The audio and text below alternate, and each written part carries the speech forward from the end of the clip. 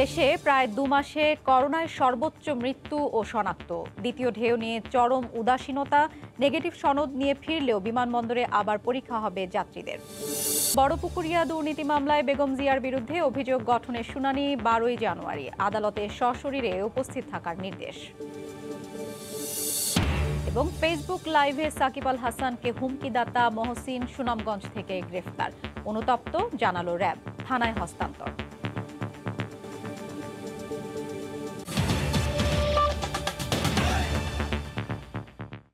সময় সংবাদের সঙ্গে আছি আমি হাফসাতুন্নেসা।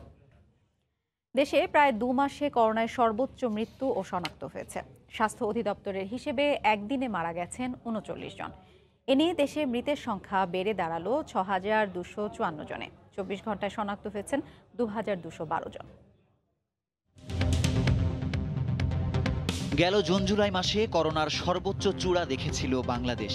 ৩০ জুন একদিনে দেশে সর্বোচ্চ ৬৪ জনের মৃত্যু হয়। গত ২-৩ মাসে সংক্রমণ কিছুটা কমে আসে, মৃত্যুর সংখ্যাও নেমে আসে ২০-এর নিচে।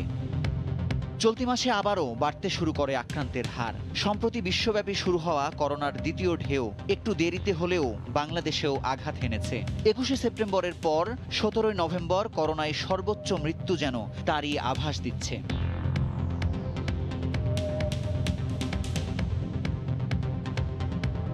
দেশে একদিনের নমুনা পরীক্ষা করা হয়েছে ১৫,৯৯০ জনের। এ পর্যন্ত মোট নমুনা পরীক্ষা হয়েছে ২৫,৭২,৯৫২ জনের। ২৪ ঘন্টায় নতুন শনাক্ত হয়েছেন ২,২১২ জন। এ নিয়ে দেশে মোট শনাক্তের সংখ্যা ৪,৩৬,৬৮৪ জন। ২৪ ঘন্টায় মারা গেছেন ৩৯ জন। এ পর্যন্ত করোনা আক্রান্ত হয়ে মারা গেলেন ৬,২৫৪ জন। করোনা থেকে ২৪ ঘন্টায় সুস্থ হয়েছেন ১,৭৪৯ জন। এ পর্যন্ত সুস্থ হয়েছেন ৩,৫২,৮৯৫ জন। করোনার দ্বিতীয় ঢেউ নিয়ে বিশ্বজুড়ে যখন প্রতিনিয়ত বাড়ছে উদ্বেগ, তখন দেশে বাড়ছে অসচেতনতা ও অবহেলা। নমুনা পরীক্ষাও কমতে থাকায় ফের সংক্রমণ বাড়ার আশঙ্কা বিশেষজ্ঞদের। এক্ষেত্রে দ্রুত রোগ শনাক্ত আর চিকিৎসা সুবিধা নিশ্চিতের পাশাপাশি এলাকাভিত্তিক ব্যবস্থা নেওয়ার তাগিদ দিচ্ছেন তারা। রাশেদ বাপ্পি রিপোর্ট। বিশ্ব স্বাস্থ্য সংস্থার হিসেবে মহামারী তখনই নিয়ন্ত্রণে আসে যখন প্রতিদিন গড় শনাক্তের হার নেমে আসে ৫% নিচে। সে হিসেবে এখনও প্রথম ধাক্কায় সামলে উঠতে পারেনি বাংলাদেশ। আসছে শীত, উকি দিচ্ছে দ্বিতীয় ধাক্কার শঙ্কা। অথচ করোনার ঝুঁকির কথা যেন বেমালুম ভুলতে বসেছে নগরবাসী। হাটবাজার, অফিস আদালত কিংবা রাস্তাঘাটে ক্রমেই ম্লান হচ্ছে স্বাস্থ্যবিধি। বারবার নিষেধাজ্ঞা দিলেও মানা নিশ্চিত করতে তদারকির বালাই নেই। মাস্ক আছে কিন্তু কাজের জন্য আর কি খুলে রাখছে। লকডাউন ছিল তখন সবাই কিন্তু মাস্ক পরে আসতো, এক্সট্রা একটা সচেতনতা ছিল। এখন তার থেকে কিছুটা হলেও কমছে। বলা হচ্ছে নো মাস্ক নো সার্ভিস, কিন্তু মানুষটা সব কিছু মাস্ক বাদেই চলতেছে। বিশেষজ্ঞরা বলছেন কোভিড পরিস্থিতি যে কোনো সময় বিস্ফোরক হয়ে উঠতে পারে, কাজেই প্রস্তুতি নিতে হবে সেভাবেই। শীতকাল মানে বেশি হবে এরকম নট নেসেসারিলি, কিন্তু আমি যে ওয়েবের মধ্যে আছি এটাতে যে কোনো সময় আপস অ্যান্ড ডাউনস হবে। সেটা শীতও হতে পারে, শীতের পরেও হতে পারে। তাহলে আমাদেরকে যেটা করতে হবে সেটা প্রস্তুতিটা হচ্ছে পুরো সময়ের জন্য করতে হবে। সেক্ষেত্রে পরীক্ষা বাড়ানো আর বিজ্ঞানভিত্তিক পরিকল্পনা প্রণয়নের তাগিদ তাদের। যারা দায়িত্বপ্রাপ্ত তাদের দরকার হলো যে কোথায় লোকেরা আক্রান্ত হচ্ছে সেটার ম্যাপিং করা, সেইটা জনগণকে জানানো এবং সমন্বিতভাবে ব্যবস্থা নেওয়া। যদি ইউকেতে ডেইলি ৬ কোটি লোকের জন্য ৫ লাখ টেস্ট করা লাগে, তাহলে আমার সেই হিসেবে কমপক্ষে ৫ লাখ টেস্ট দরকার। সেখানে ২০,০০০ টেস্ট করে আমি কোনো ধরনের ন্যাশনালি রিপ্রেজেন্টেটিভ ডাটা ক্রিয়েট করতে পারবো। সাংঘাতিকভাবে অ্যান্টিজেন টেস্ট এনে দেশব্যাপী করে ফেলতে পারবো। দেশে গত আড়াই মাসের মধ্যে সোমবার ২৪ ঘন্টায় শনাক্ত ছাড়িয়েছে ২,০০০-এর বেশি। করোনার দ্বিতীয় ঢেউ কি চলে এসেছে নাকি আসবে? শীতে কি করোনার প্রকোপ বাড়ে, কিংবা ভাইরাসের হার্ড ইমিউনিটি কি আসলেই সম্ভব? এমন অনেক প্রশ্নের উত্তর হয়তো অমীমাংসিত।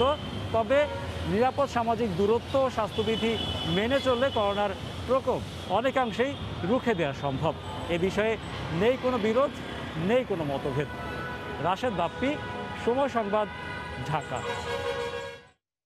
করোনা মোকাবিলায় যারা নেগেটিভ সনদ নিয়ে দেশে ফিরবেন, বিমানবন্দরগুলোতে তাদেরও পরীক্ষা করা হবে বলে জানিয়েছেন পররাষ্ট্রমন্ত্রী ডক্টর এ কে আব্দুল মোমেন। দুপুরে ফরেন সার্ভিস একাডেমিতে এক অনুষ্ঠান শেষে সাংবাদিকদের প্রশ্নের উত্তরে একথা জানান তিনি।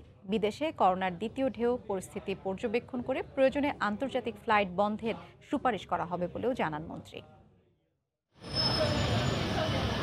করোনার দ্বিতীয় ঢেউ আসছে বেশ জোরে সোরে। যুক্তরাজ্য, ফ্রান্স, পর্তুগাল, ইটালি সহ ইউরোপের বিভিন্ন দেশ এর মধ্যে লকডাউন কার্যকর করেছে। কঠোরতা জারি করা হয়েছে স্বাস্থ্যবিধি মেনে চলার উপর। দেশে গত মার্চ মাসে করোনার প্রাদুর্ভাব ছড়িয়ে পড়ার পরও বেশ কিছুদিন আন্তর্জাতিক ফ্লাইটে বিমান চলাচল অব্যাহত ছিল। সংক্রমণ ছড়িয়ে পড়ার পেছনে প্রবাসীদের প্রবেশে শিথিলতাকেও অনেকাংশে দায়ী করা হয়। এ অবস্থায় এবার শুরু থেকেই কড়াকড়ি করা হবে, এমনকি নেগেটিভ সনদ নিয়ে যারা আসবেন তাদেরও টেস্ট করা হবে বলে জানান পররাষ্ট্রমন্ত্রী। প্রথম আসার পরে প্রত্যেকটি আমরা টেস্ট করব। একদিন আমাদের রেজাল্ট দেখব, আমরা পিসিআর টেস্ট করব, রেজাল্ট দেখব কি অবস্থা। যদি মনে হয় নেগেটিভ আছে তখন they will go for self quarantine. যারা নেগেটিভ নিয়ে আসেন তাদেরও আমরা দেখব তাদের কোনো রকমের অবস্থার পরিবর্তন হয়েছে কিনা। এই ব্যাপারে আমরা বেশ কড়া অবস্থানে নিচ্ছি। প্রশ্ন উঠে বিমান চলাচল বন্ধের বিষয়ে কোনো সিদ্ধান্ত হয়েছে কিনা।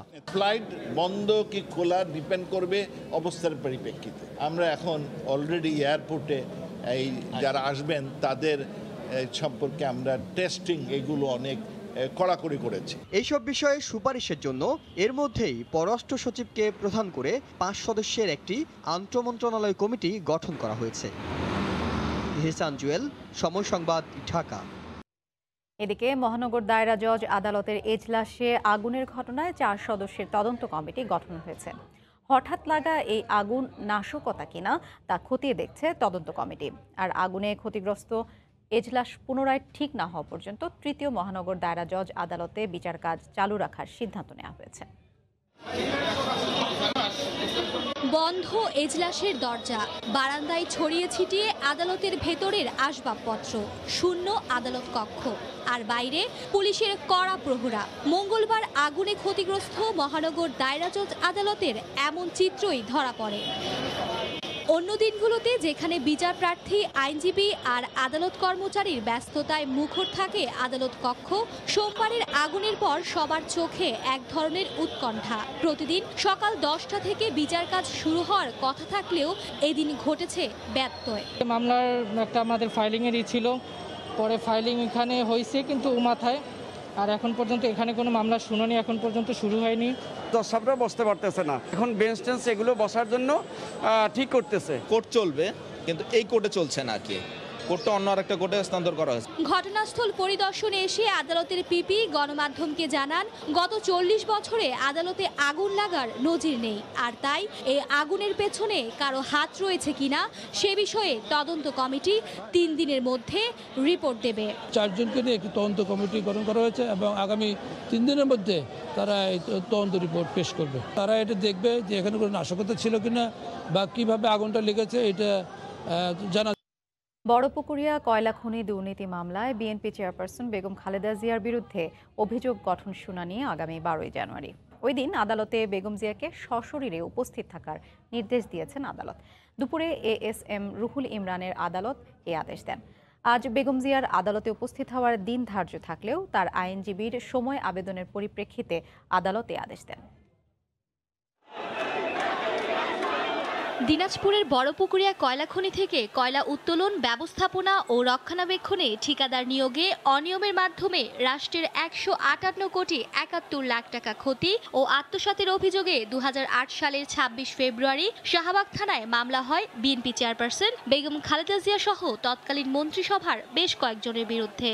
ওই বছরের 5 অক্টোবর বেগম জিয়া সহ 16 আসামির বিরুদ্ধে আদালতে অভিযোগপত্র দাখিল করে দুর্নীতি দমন কমিশন দুদক। দীর্ঘ 12 বছর ধরে চলছে মামলার শুনানি। মঙ্গলবার ছিল অভিযোগ গঠনের জন্য নির্ধারিত দিন, তবে এদিন অসুস্থতার কারণ দেখিয়ে আদালতে উপস্থিত হননি বেগম জিয়া। বেগম খালেদা জিয়া অসুস্থ এবং অপর আসামিরা অসুস্থতার কারণে বিগত আসতে পারেন নাই। আর একজন আসামি ম্যাজিস্ট্রেট মারা গেছেন, মোশাররফ সাহেব। আগামী 12/1 ধার্য তারিখ রাখা হয়েছে আপনার চার্জ গঠন করার জন্য। ওই দিন যিনি মারা গেলেন তার সংক্রান্ত রিপোর্ট এবং চার্জ গঠন 12/1 চার্জ গঠনের জন্য ধার্য করা হয়েছে। ওই দিন যদি সবাই উপস্থিত থাকে এবং আইনগত যদি কোনো ব্যত্যয় না থেকে থাকে সম্ভবত চার্জের বিশেষ শুনানি হবে। এদিকে রাষ্ট্রপক্ষের আইনজীবী বলছেন এরই মধ্যে 12 বছর কেটে গেছে, কিন্তু বিচার কাজ শুরুই করা যায়নি। বারবার সময় প্রার্থনা বিচার প্রক্রিয়া এগিয়ে নেওয়ার অন্তরায় বলেও মন্তব্য করেন তিনি। আমাদের বিচার প্রক্রিয়া তো আসলে বিলম্বিত হচ্ছে ওনাদের এই সমস্ত সময়ের কারণে, সময়ের আবেদন মঞ্জুর ওনারা করছেন। এবং বিশ্বসেরা অলরাউন্ডার সাকিব আল হাসানকে হত্যার হুমকিদাতা মহসিন তালুকদারকে গ্রেফতারের পর সিলেট পুলিশের কাছে হস্তান্তর করেছে র্যাব। ব্রিফিংয়ে তারা জানান মহসিন একজন সাকিব ভক্ত, ক্ষোভ থেকেই এমনটা করেছেন এবং এ বিষয়ে তিনি অনুতপ্ত। আইসিসির 1 বছরের নিষেধাজ্ঞা শেষে দীর্ঘ বিরতির পর মাঠে ফিরে অনুশীলন শুরু করে সাকিব আল হাসান। বঙ্গবন্ধু টি-20 কাপের প্লেয়ার ড্রাফটে জেমকন খুলনা লুফে নেয় টাইগার অলরাউন্ডারকে। তবে সেদিনের আরেক ঘটনা নিয়ে সামাজিক যোগাযোগ মাধ্যমে আলোচনার সৃষ্টি হয়। কলকাতায় ঐতিহ্যবাহী এক মণ্ডপের কালী পূজা উদ্বোধনে রাজ্যটির বিশিষ্টজনদের সঙ্গে অংশ নেন সাকিব আল হাসানও। বিষয়টিকে অন্য খাতে প্রবাহিত করার অপচেষ্টা করে একটি পক্ষ। সেই সাকিব আল হাসানকে হত্যার হুমকিদাতা মহসিন তালুকদারকে সকালে সুনামগঞ্জের রানসি গ্রাম থেকে গ্রেফতার করে র্যাব। সেখানে একটি নৌকার মধ্যে আত্মগোপন করেছিল মহসিন। গ্রেফতারের পর মহসিনকে সিলেট র্যাব 9-এর সদর দফতরে আনা হয়। এরপর ব্রিফ করেন র্যাব 9-এর পরিচালক লেফটেন্যান্ট কর্নেল আবু মোহাম্মদ শরীফুল ইসলাম। সুনামগঞ্জ জেলার দক্ষিণ সুনামগঞ্জ থানার পূর্ব পাগলা ইউনিয়নের রনসি গ্রাম থেকে আসামি মহসিন তালুকদার, পিতা মৃত আজাদ বক্স, সাং তালুকদার পাড়া, টুকের বাজার, জালালাবাদ থানা, সিলেটকে গ্রেপ্তার করেন। এ সময় মহসিনের বিষয়ে আইন অনুযায়ী ব্যবস্থা নেওয়ার কথা জানান র্যাবের এই পরিচালক। এবং 31-2 শেখ দীপু, সময় সংবাদ। এ বিষয়ে বিস্তারিত জানাতে সিলেটের র্যাব 9-এর সদর দপ্তরে আছেন রিপোর্টার ইকরামুল কবি। সরাসরি যাচ্ছে তার কাছে। ইকরাম। ধন্যবাদ হাফসা। আপনি ইতিমধ্যে শুনেছেন যে এই মহসিন তালুকদারকে গ্রেপ্তার করেছে র্যাব। আমি এবার র্যাব 9-এর সদর দপ্তরের সামনেই রয়েছি। কিছু সময় আগে র্যাবের সদর দপ্তরের পরিচালক লেফটেন্যান্ট কর্নেল আবু মুসা মোহাম্মদ শরীফুল ইসলাম ব্রিফিং করেছেন। আমাদের কোনোভাবে মেনে নিতে পারেননি ভারতে গিয়ে সাকিব আল হাসান একটি পূজা অনুষ্ঠানে অংশগ্রহণ করাটাকে কোনোভাবেই মেনে নিতে পারেননি। সে কারণে তিনি এই কথাটি বলেছেন এবং তার আবেগের থেকে সেই এই কথাটি বলেছেন। তবে তিনি এই কথাটি বলে পরবর্তীতে তিনি আবার ক্ষমা চেয়েছেন। তিনি বুঝাতে চেয়েছেন সাকিব আল হাসানকে তার আবেগের কথা এবং তিনি জাতির কাছে বা সবার কাছে ক্ষমা প্রার্থনা করার জন্য সাকিব আল হাসানকে ভয় দেখিয়েছে। পুলিশ বাদী হয়ে সেই মামলাটি করেছে এবং সেই মামলার পরিপ্রেক্ষিতে র্যাবের পক্ষ থেকে আইসিটি মামলার যে জালালাবাদ থানায় রয়েছে সেই মামলার পরিপ্রেক্ষিতে র্যাব সেই জালালাবাদ থানায় হস্তান্তর করেছে। সব কিছু মিলে বলা যায় এই ঘটনায় সবাই খুব উদ্বিগ্ন ছিল, পুরো সিলেটবাসী উদ্বিগ্ন ছিল, পুরো দেশের মানুষ উদ্বিগ্ন ছিল। বিশ্বসেরা অলরাউন্ডার সাকিব আল হাসানকে এইভাবে হত্যার হুমকি দেওয়াটা কোনোভাবে উচিত হয়নি। র্যাবের যে পরিচয় মিলে তার আসলে কোনো পূর্ব পরিকল্পনা ছিল না, এই ধরনের কথা বলার কোনো পূর্ব পরিকল্পনা ছিল না বা এর পিছনে কেউ ইন্ধন যোগায়নি, এমনটি বলেছেন র্যাবের কর্মকর্তা। এবং তিনি নিজের আবেগের থেকেই এই কথাটি বলেছেন বলে এই মহসিন তালুকদার র্যাবকে জানিয়েছেন। হাফসা, এই ছিল র্যাব 9-এর সদর দপ্তরের থেকে মহসিন তালুকদারের গ্রেপ্তারের সর্বশেষ খবর। সাকিব আল হাসানকে হত্যার হুমকিদাতাকে গ্রেফতারের বিষয়ে জানাতে আমাদের সঙ্গে সিলেট থেকে যোগ দিয়েছিলেন রিপোর্টার ইকরামুল কবি। ডিসেম্বরে করোনার ভ্যাকসিন তৈরি হবে আয়ারল্যান্ডে। মার্কিন ওষুধ নির্মাণ প্রতিষ্ঠান ফাইজার উৎপাদনের সব ধরনের প্রস্তুতিও নিয়েছে। প্রাথমিকভাবে 33 লাখ ডোজ তৈরির পরিকল্পনা তাদের। আগামী জানুয়ারিতেই 20 লাখ নাগরিকের মধ্যে দেওয়া হবে এই ভ্যাকসিন। পর্যায়ক্রমে পাবেন আয়ারল্যান্ডের বাকি নাগরিকরাও। বিস্তারিত সৈয়দ জুয়েলের রিপোর্টে। জার্মানির বায়োনটেকের সঙ্গে সমন্বয় করে ভ্যাকসিন উৎপাদন করছে মার্কিন সংস্থা ফাইজার। তারা এবার আয়ারল্যান্ডে উৎপাদন করতে যাচ্ছে। এজন্য 300 মিলিয়ন ইউরো বিনিয়োগ করছে তারা। বিশাল বিনিয়োগের পাশাপাশি কম করে হলেও 300 কর্মী নিয়োগের ঘোষণা দিয়েছে ফাইজার। অর্থনৈতিক মন্দার মধ্যে এই বিনিয়োগ ও কর্মসংস্থানে কিছুটা হলেও স্বস্তি ফিরবে বলে মত ব্যাংক অব আয়ারল্যান্ডের এই হিসাব রক্ষকের। ফাইজার যে ভ্যাকসিন সেটার 3.3 মিলিয়ন ডোজ আয়ারল্যান্ড পেতে যাচ্ছে এবং এর ফলে আগামী জানুয়ারি ফেব্রুয়ারি নাগাদ আয়ারল্যান্ডের প্রায় 2 মিলিয়ন মানুষ এই ভ্যাকসিনেশনের আন্ডারে চলে আসবে। একটু একটু করে করোনা রোধে সুখের খবর আসছে আয়ারল্যান্ডে। ভ্যাকসিন নিয়ে সেই সুখের ঘরে পূর্ণতা চান আয়ারল্যান্ডবাসী। সৈয়দ জুয়েল, সময় সংবাদ, আয়ারল্যান্ড। নদী ভাঙন রোধে একটি চ্যানেল সচল রাখা, ক্যাপিটাল ড্রেজিং অব্যাহত রাখা এবং বন্যার পানির চাপ নিয়ন্ত্রণে বাফার জোন করার নির্দেশ দিয়েছেন প্রধানমন্ত্রী শেখ হাসিনা। দুপুরে একনেক সভায় তিনি গ্রামীণ সড়ক অবকাঠামো পুনর্বাসনে স্থানীয় সরকার ও পল্লী উন্নয়ন মন্ত্রণালয়কে মহাপরিকল্পনা নেওয়ার নির্দেশ দেন। সভায় ৭,৫০৫ কোটি টাকা ব্যয়ে ৫টি প্রকল্পের অনুমোদন দেওয়া হয়েছে। এর মধ্যে বন্যা আর আমপানে ক্ষতিগ্রস্ত পল্লী সড়ক অবকাঠামো উন্নয়নে অনুমোদন দেওয়া হয় ৫,৯০৫ কোটি টাকার একটি প্রকল্প। এছাড়াও খুলনা সিটি কর্পোরেশন বর্জ্য ব্যবস্থার উন্নয়ন প্রকল্পের অনুমোদন দেওয়া হয়। সভায় নতুন ৩টি এবং সংশোধিত 2টি প্রকল্প অনুমোদিত হয়েছে। সভা শেষে ব্রিফ করেন পরিকল্পনা সচিব আসাদুল ইসলাম।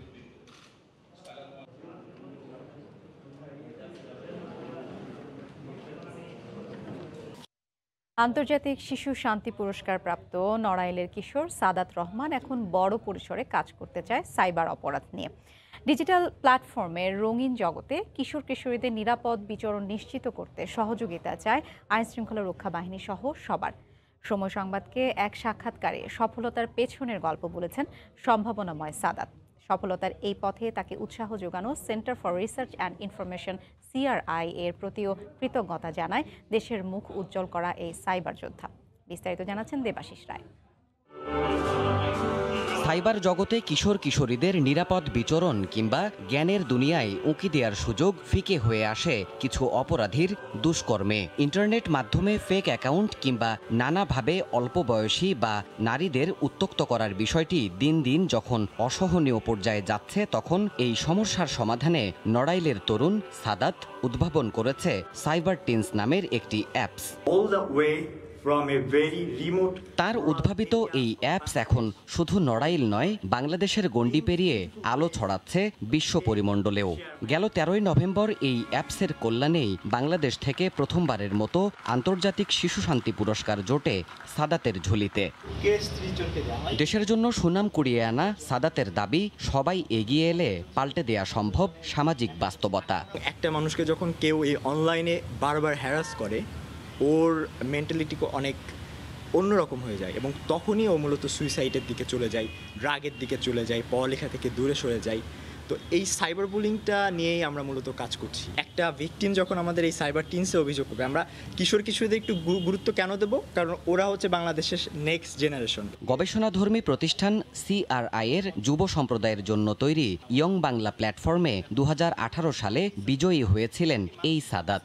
সেই অনুপ্রেরণায় এতটা পথ তিনি মাড়িয়ে এলেন, জানালেন অকপটে। ইয়াং বাংলা যে এত বড় একটা অপরচুনিটি ইয়াংদের জন্য করে দিচ্ছে, এটা আসলে অনেক বড় একটা ব্যাপার। প্রতি বছরের মতো এবারও জয় বাংলা ইউথ অ্যাওয়ার্ড 2020 দেওয়ার আয়োজন করেছে CRI। দেশ গঠনে এগিয়ে আসা তরুণদের জন্য সর্বোচ্চ এই সম্মাননা মঙ্গলবার রাতে ঘোষণা করবেন প্রধানমন্ত্রীর উপদেষ্টা ও CRI চেয়ারপারসন সজীব ওয়াজেদ জয়। আজকের অনুষ্ঠানের পরে তারা বুঝতে পারবে। রাত 8টায় এই অনুষ্ঠান ভার্চুয়াল পরিসরে দেখার আহ্বান জানিয়ে সাদাত বলেন, উদ্ভাবনী তরুণদের আঁতুর ঘর ইয়ং বাংলা। ইয়াংদের বুদ্ধি আছে, মেধা আছে, আর ইয়াং বাংলা যেটা করে এই জিনিসটাকে বুস্ট করে দেয়। দেবাশিস রায়, সময় সংবাদ, ঢাকা। দেশের বাইরের খবর। করোনা পরিস্থিতিতে ডোনাল্ড ট্রাম্প এখনই কার্যকরী সিদ্ধান্ত না নিলে 20 জানুয়ারির আগে যুক্তরাষ্ট্রে আরও অনেক মৃত্যু দেখবে বলে আশঙ্কা প্রকাশ করেছেন নবনির্বাচিত প্রেসিডেন্ট জো বাইডেন। নতুন সরকারের কাছে প্রশাসনের তথ্য ও কর্মপরিকল্পনা বুঝিয়ে দেওয়ার আহ্বান জানান তিনি। করোনা মহামারী জয় করে অর্থনৈতিক উন্নয়নই ডেমোক্র্যাট দলের প্রধান লক্ষ্য বলে মন্তব্য করেছেন ভাইস প্রেসিডেন্ট কামালা হ্যারিস। এদিকে এবার নির্বাচন প্রক্রিয়ায় একপেশে ছিল বলে অভিযোগ করেছেন ট্রাম্প। নিউ ইয়র্ক থেকে Hasanuzzaman Shakir report.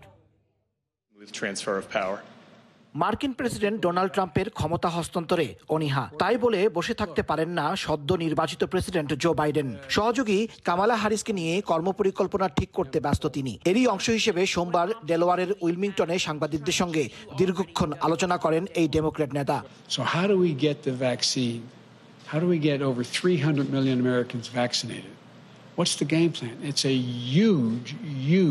huge undertaking. তিনি জানান 20 জানুয়ারির পর আনুষ্ঠানিকভাবে হোয়াইট হাউসে গেলে বিনিয়োগ বাড়িয়ে অর্থনীতি চাঙ্গা করতে কাজ করবেন তিনি। অনুষ্ঠানে বাইডেন শান্তিপূর্ণ ক্ষমতা হস্তান্তরের আহ্বান জানান। এদিকে 3রা নভেম্বরের নির্বাচন মার্কিন নাগরিকদের বিভক্ত করে দিয়েছে বলে মন্তব্য করেছেন সাবেক প্রেসিডেন্ট বারাক ওবামা। তিনি বলেন, 2 প্রার্থী 7 কোটির বেশি ভোট পেয়েছেন, যা স্পষ্ট বিভাজন। তবে তিনি আশা প্রকাশ করেন জো বাইডেনের নেতৃত্বে যুক্তরাষ্ট্র আগের চেয়ে অনেক ভালো করবে।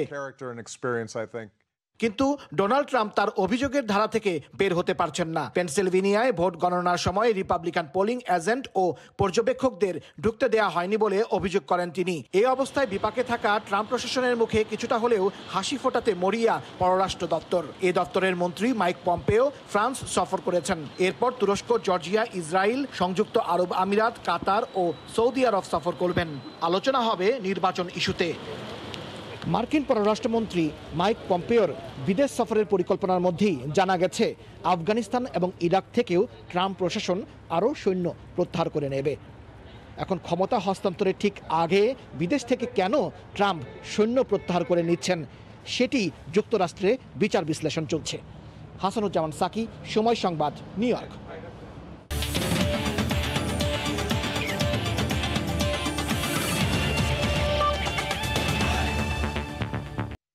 বঙ্গবন্ধু স্টেডিয়ামে ফিফা আন্তর্জাতিক প্রীতি ম্যাচে লড়ছে নেপাল ও বাংলাদেশ। এই মুহূর্তে সেখানে আছে রিপোর্টার নিয়ন মুহাইমিন। দর্শক ও ম্যাচ সম্পর্কে জানতে সরাসরি যাচ্ছি তার কাছে। নিয়ন।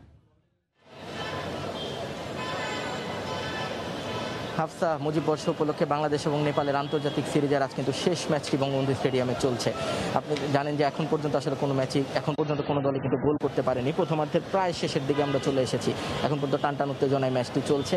ম্যাচের আজকে সবচেয়ে বড় ইনফরমেশন যেটা, সেটা হচ্ছে জেমি ডে, আমাদের যিনি বাংলাদেশ টিমের যিনি প্রধান কোচ, তিনি কিন্তু করোনার কারণে ডাগ আউটে আজকে নেই। স্টুয়ার্ট ওয়াটকিস আমরা দেখেছি যে সহকারী যিনি কোচ, তিনি আসলে আজকে দলটি সাজিয়েছেন। প্রথম ম্যাচের দলের থেকে দুটি পরিবর্তন এসেছে আজকের দলে। ইয়াসিনকে ব্যাক করে নিয়ে আসা হয়েছে, খুবই অভিজ্ঞ ডিফেন্ডার, এবং গোল পোস্টে আজকে জিকোর বদলে কিন্তু রানাকে আবারও জায়গা দেওয়া হয়েছে। তো এখন পর্যন্ত বাংলাদেশ দলের যা অবস্থা আমরা যা দেখলাম, সেটা হচ্ছে গতকালই জামাল ভুঁইয়া আমাদেরকে বলেছিলেন যে মূলত কাউন্টার অ্যাটাক বেস বাংলাদেশ একটা ফুটবল খেলার চেষ্টা করবে। কিন্তু এবং নেপাল যেহেতু প্রথম ম্যাচটা হেরে গিয়েছিল, তাই আশা করা হয়েছিল যে নেপাল হয়তো অনেক বেশি অ্যাটাকিং খেলবে। কিন্তু আমরা প্রথম থেকেই ম্যাচে দেখেছি যে নেপাল কিন্তু সেরকম যেই অ্যাটাকিং মুভমেন্টের কথা আমরা ভেবেছিলাম সেরকমভাবে কিন্তু আসলে এখন পর্যন্ত সেই খেলাটা আমরা দেখতে পারিনি। তারা অনেকটাই ডিফেন্সিভ মোডে থাকার কারণে কিন্তু বাংলাদেশ সেই সুযোগটা এখন পর্যন্ত তৈরি করে নিতে পারেনি, যেটা থেকে আমরা বলতে পারি যে পরিষ্কার একটি গোলের সুযোগ। তবে বেশ কয়েকটি সুযোগ এসেছিল, কিন্তু অ্যাটাকিং থার্ডে আমরা দেখেছি যে আমাদের যারা স্ট্রাইকার আছেন, কিন্তু এত দর্শক মাঠে অ্যালাউ করাটা কতটা সমীচীন হয়েছে সেই তুলনায় আজকে দর্শকদের কথা বলা হয়েছিল যে আজও 8,000-এর বেশি টিকিট দেওয়া হবে না। তবে মাঠে এখন পর্যন্ত আমরা যে দর্শকের পরিমাণ দেখছি তা অবশ্যই 8,000 নয়, তার চেয়ে বেশি হবে।